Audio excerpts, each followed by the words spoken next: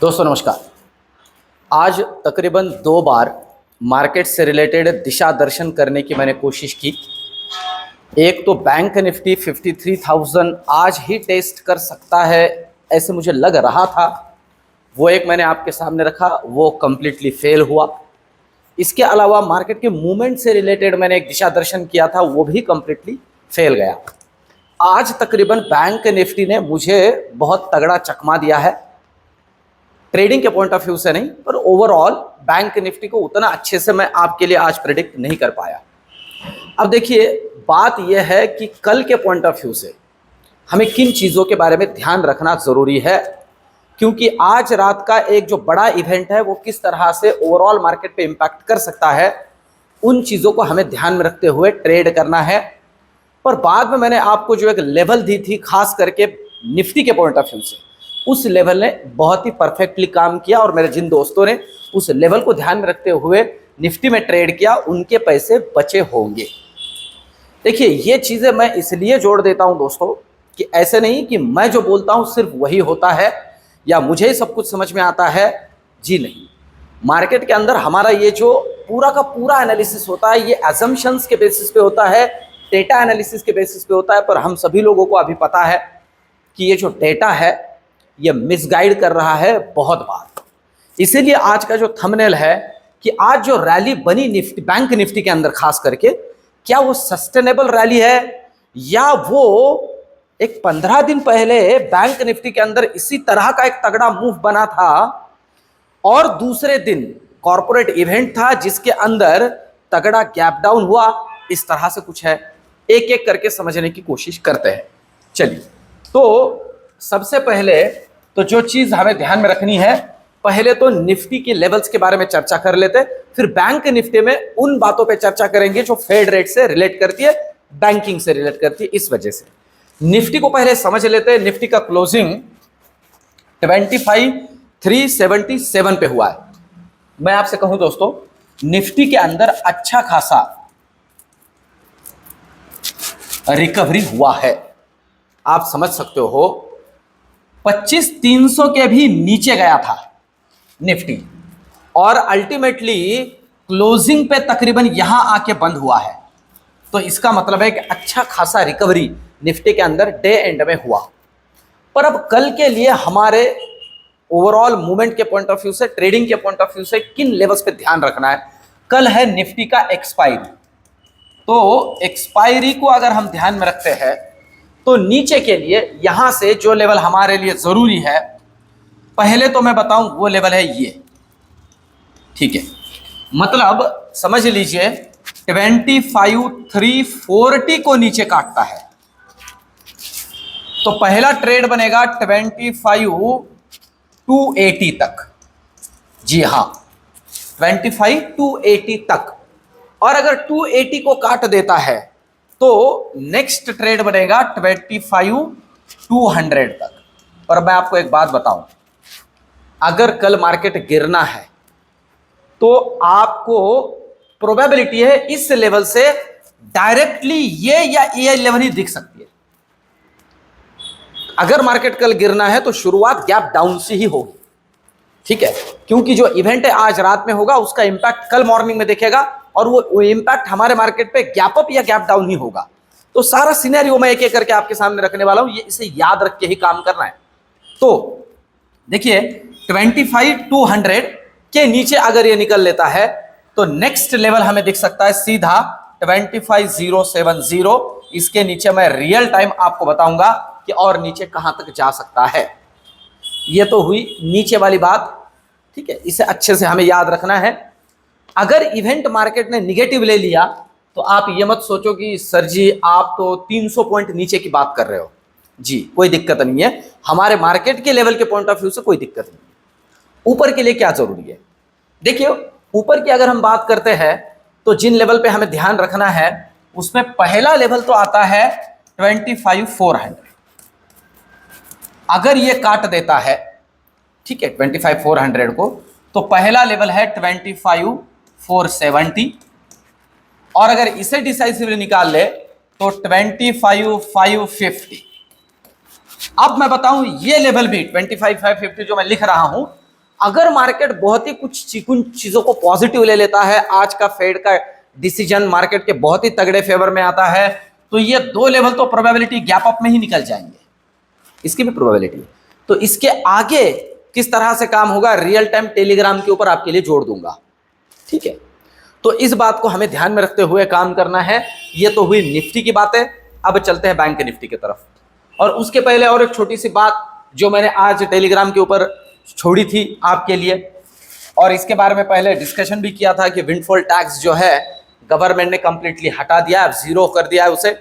तो जो हमारे यहाँ पेट्रोलियम कंपनीज है उनके लिए ये बहुत ही खुशी की बात है कि गवर्नमेंट ने उनके बारे में सोचा, ठीक है। जैसे मैंने कहा, पब्लिक के बारे में सोचे ना सोचे उससे कोई मतलब नहीं है, हम लोग तो ऑप्शन ट्रेडिंग से पैसा बना ही लेंगे, है ना। तो इन सारी चीज़ों को ध्यान में रखते हुए ऐसे ही ऑप्शन से ट्रेडिंग चलने दीजिए दोस्तों। मेरे बहुत से उन दोस्तों के लिए कह रहा हूं कि बिना वजह, विदाउट लेवल टूटे हम जो ट्रेड कर रहे हैं और गवर्नमेंट के लिए, ब्रोकर्स के लिए काम कर रहे हैं, ऐसे ही करते रहे। तो देखिए, अब बैंक निफ्टी की बात में 2-3 चीजें हमें यहां समझनी है। सबसे पहले तो मैं आपको यही फेड रेट कट के बारे में बता देता हूं, क्या चीजें हैं। 2-3 चीजें ध्यान में रखनी। सबसे पहली है, अगर 0.25% से, मतलब 25 बेसिस पॉइंट से अगर रेट कट होता है तो मार्केट इसे उतना ज्यादा कंसिडर नहीं कर रहा है। मार्केट के लिए ये न्यूट्रल से निगेटिव ही है, ठीक। अगर रेट कट होता है 0.50% तो मार्केट के लिए एक अच्छा खासा पॉजिटिव है। लॉन्ग रन में बैंक के लिए ये निगेटिव है। बाकी सारी चीजें मैं आपको आगे क्लियर करूंगा। इसके 2 मीनिंग्स हो सकते हैं, मैं वो भी आपको आगे क्लियर करता हूं। अब इसकी प्रोबेबिलिटी ज्यादा है, पर इसके साथ और एक चीज जरूरी है, और वो है फेड पॉलिसी के साथ साथ जो पॉवेल साहब है उनकी कमेंट्री। अगर मैं आपको बताऊं, ये कमेंट्री अच्छी खासी कॉन्फिडेंट आती है इसके साथ, तो मार्केट उसे बहुत ही पॉजिटिव लेगा। और अगर थोड़ी चिंताजनक आती है तो इसका मतलब यह भी होता है दोस्तों, रेट कट अगर अच्छा खासा हो रहा है तो इसका मतलब यह भी होता है कि ड्यू टू रेट हाइक अब मंदी की सिचुएशन आ रही है। यह भी मीनिंग निकलता है। मार्केट अगर वो मीनिंग निकाले तो इसके बाद भी मार्केट नीचे निकल सकता है। तो कमेंट्री ज्यादा मैटर करती है रादर देन रेट कट। इस बात को बहुत अच्छे से ध्यान में रख के चलिए। और ये हमारे लिए अभी इतना ज्यादा इंपॉर्टेंस क्यों लग रहा है, इसके पहले भी आ रहे थे, जरूरी इसलिए कि हमारा रेट कट भी इसी के ऊपर डिपेंड करता है। इसलिए बैंक निफ्टी में आज हमने रैली देखी। तो इस बात को अच्छे से समझना है, मार्केट कैसे लेता है। इससे भी बढ़िया मैं आपको बहुत सिंपल तरीका बता देता हूं, यहां दिमाग लगाने की कोई जरूरत नहीं। मॉर्निंग में जब भी नींद खुले आपकी, मॉर्निंग में 6, 6:30, 5, 5:30 यूएस मार्केट को देख लीजिए। अगर वो 2-2.5% पॉजिटिव रहा तो भैया अपने मार्केट में भी मौजे है, ऊपर की तरफ हम काम करेंगे। बहुत एकदम सिंपल सा तरीका है। अब बैंक निफ्टी के लेवल्स को समझते हैं। देखिए, अगर जैसे हम सोच रहे हैं उस तरह से अगर इस पॉलिसी को पॉजिटिवली पूरा यूएस मार्केट भी ले लेता है और हमारे लिए भी अगर है, तो जहां अभी क्लोजिंग हुआ है प्रोबेबिलिटी है यहां से सीधा गैप अप भी 53,000 तक हो सकता है।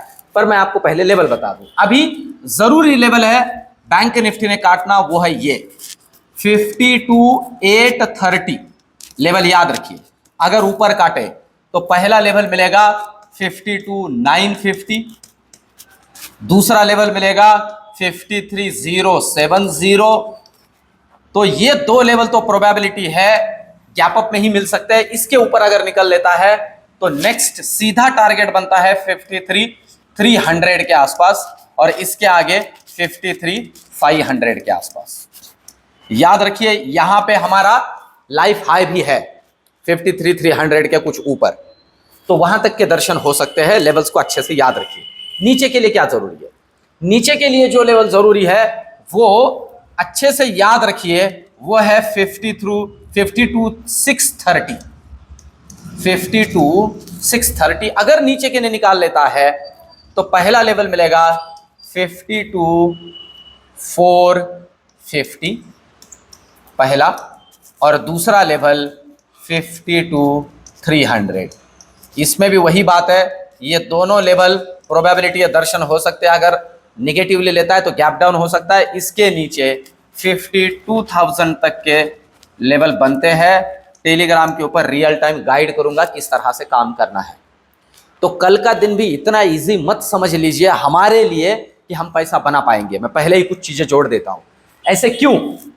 ऐसे क्यों? तो गैप अप या गैप डाउन की वजह से।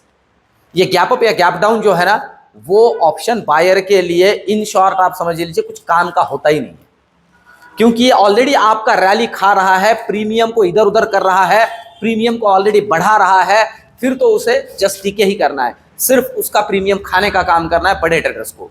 तो अच्छे से याद रखिए, इसलिए कल रियल टाइम में ज्यादा समय आपके साथ देने की कोशिश करूंगा। अब चलते ऑप्शन चेन पे। आखिर में मैं मेरा और 2-3 चीजें जो है ऑब्जर्वेशंस की वो इसमें जोड़ूंगा।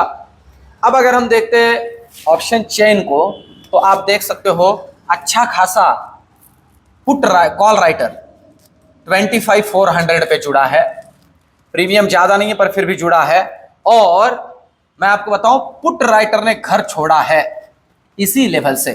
पुट राइटर ने घर छोड़ा है, मतलब अब ये थोड़ा ट्रिकी मामला है। मैं आपको बताऊं, जिस तरह का प्रीमियम डीके आप कह, जिस तरह का लॉन्ग अनवाइंडिंग हुआ है उसे देखा जाए तो तगड़ा हुआ है तकरीबन 25,400 पे। तो ये तगड़ा हर्डल है मैं आपको कहूं।